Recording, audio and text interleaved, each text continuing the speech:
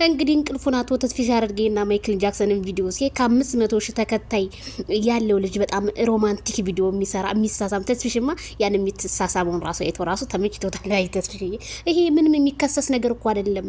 በቃ የሚከሰስ ነገር የለውም። እናንተ ካልፈለጋችሁ ሰብስክራይባችሁን አንስታችሁ መውጣት እንጂ ይሄን ልጅ ምን አደረገ? ይስራበት እና የወርቅ መስቀል ቢያደርግ የወርቅ መስቀል ያደረገ ሁሉ ክርስቲያን ሆነ ማለት አይደለም። ስለዚህ እሱ ስለ ቤተ ክርስቲያንም የተናገረው ነገር አይደለም። የቡታጅራ ተወላጅ ነኝ ብሎ ስለ ብሔር የሚያወራ አይደለም። ይሄ ዋያችሁ የተማረ ሰው እናንተ ብሔርም ልታስገቡ ነበር ደግሞ እንደግለሰብ አይ ተስፍሽዬ እንደው ዘርህ ይባረክልኝ። ተባረክ። ሰምተህናል እንዴ ተሽፍዬ?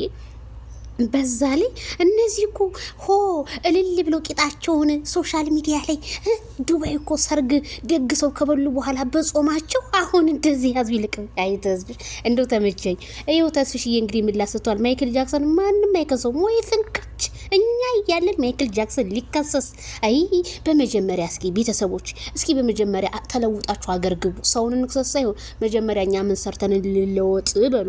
አብርሃም የብዙዎቹን እንጀራ የከፈተ ልጅ ጀግና ልጅ ነው፣ ሙህር ነው፣ ታታሪ ነው። ከሄርሜላ ከረሜላ ለመለየት ከሆነ ወፍ የለም ወፍ የለም። ነት እንዴ አሁን ለህዝብ ተደርድሮ ወይ እንግዲህ እሺ ከዛ ሳላቸው አይ ተስፍዬ እናንተ ስለምትከታተላላችሁ አንድ ወር ሙሉ እንዴት ተከታተላችሁ? እናንተ ራሱ እኮ ቲክቶክ ፎሎ እያገኛችሁበት ነው አለ።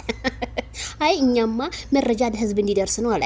ይሄማ የበላይ አካል የተባለ ክሰስ እንጂ እኛ ምንም አቅም የለንም ማለት ተስፍዬ። ምንም አቅም እኮ የለም። ትክክል እኮ ነው ተስፍዬ። ይሄ ልጅ እኮ እየሰራ ያለው ህዝብን ለማሳደግ ነው። እኔ የፈለገውን መውደድ የፈለገውን መጽላት ደግሞ መብቱ ነው። ትናንትና ብላችሁ ዱባይ ላይ ሰርግ ደግሳችሁ ዛሬ ይሄን ማለቱ ትንሽ ለእናንተ እኛም ቤት እኮ ኢንተርቪው መቶ ተደርጎ ነበር፣ ግን ነቅሎ ነው የወጣው። ጀግና ነው ብሏል። በቃ ሄድበት።